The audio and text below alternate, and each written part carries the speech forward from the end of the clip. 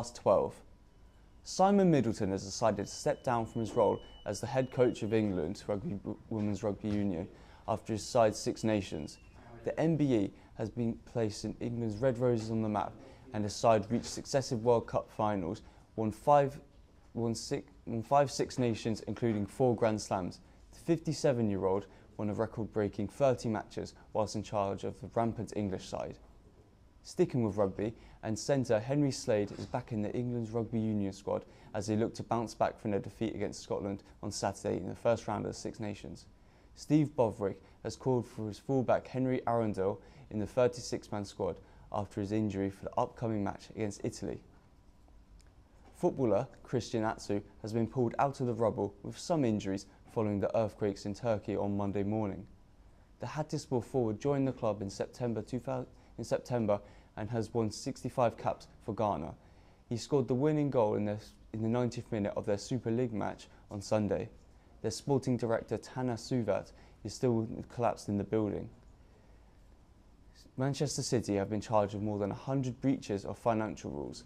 The Premier League found the citizens guilty after a 4-year investigation and have referred the club to an independent commission after breaking the rules between 2009 and 2018.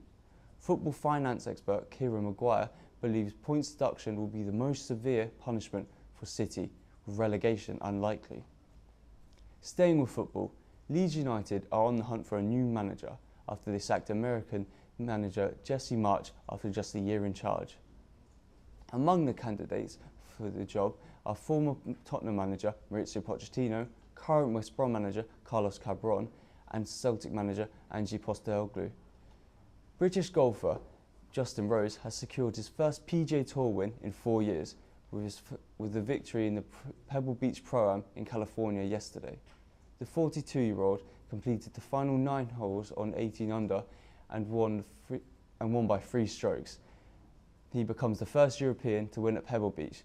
This gives the 2013 US Open champion momentum ahead of the Ryder Cup in Italy this September. Moving to St Andrews, where in a confusing turn of events, renovation work around the Solent Bridge that has been compared to a DIY patio will be removed. The historic crossing, which has been around for 700 years, provides a significant landmark photo opportunity in golf. However, social media backlash following the decision now means this area will be reinstated with turf in the coming days. Staying with golf, and here's a sneak peek of Jack Bunkirk and his team, who visited the Southampton Municipal Golf Course and spoke to members about the importance of affordable golf.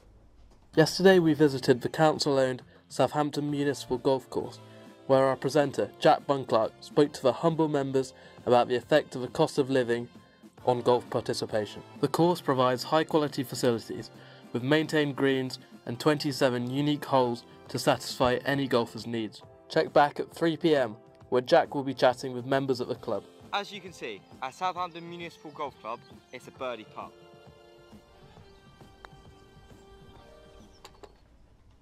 Anthony Joshua is set to make his return to boxing on the 1st of April against Jermaine Franklin, and as urged, it's a new dawn.